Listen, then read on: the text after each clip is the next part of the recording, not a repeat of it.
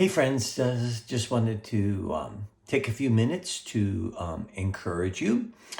And I want to thank you for tuning in. I'm going to share a few verses from Colossians chapter number 1, verse 15 through 20. He says, "He is the image of the invisible God, the firstborn of all creation. For by him all things were created in heaven and on earth, visible and invisible, whether thrones or dominions or rulers or authorities. All things were created through him and for him. And he is before all things, and in him all things hold together. And he is the head of the body, the church. He is the beginning, the firstborn from the dead, that in everything he might be preeminent. For in him all the fullness of God was pleased to dwell, and through him to reconcile to himself all things, whether on earth or in heaven, making peace by the blood of his cross."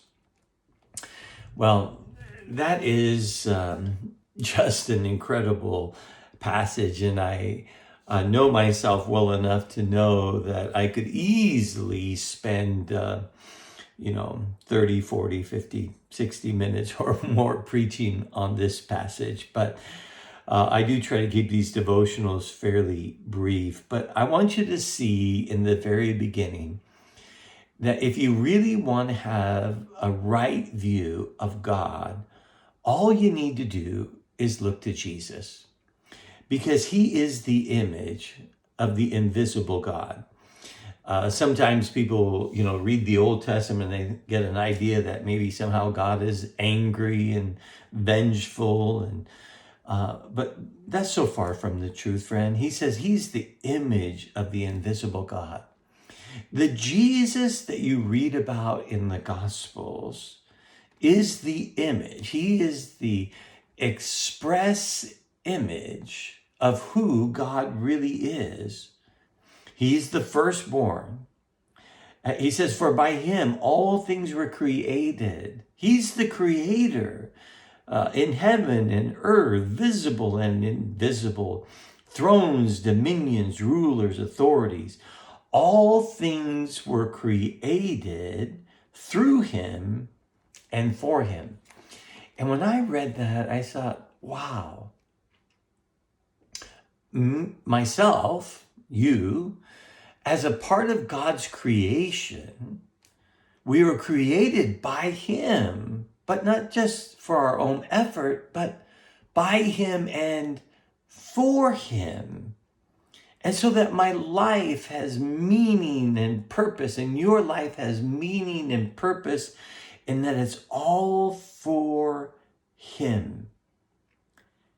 And he is before all things, and in him all things hold together. He is the glue that keeps the universe together. But look at this, that in everything he might be preeminent. First,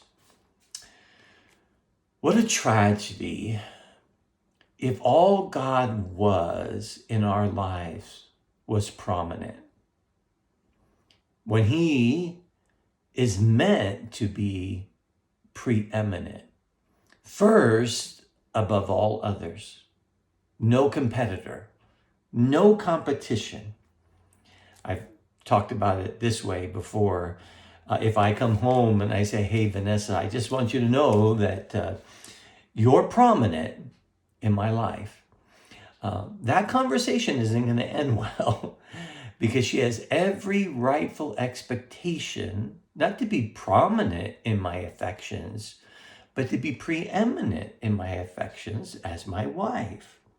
And so too, Jesus does deserve to be preeminent in all of our affections, in all of our ambitions, the center of our goals, the purpose and meaning of our lives. because he created us through him and for him. And he is the one who reconciles us to himself and makes this reconciliation available to all of humanity. Listen, this is good news, my friend. He is to be not simply prominent, but preeminent. And we were created through him and for him. And so let's just let everything else be set aside so that he might have the preeminence in all, and that we might join him as ministers of reconciliation. Well, I hope this blesses and encourages you. And if it does, pass it on, encourage others to join in, whether on Facebook, Instagram, or YouTube. I love you. I hope you have a great day.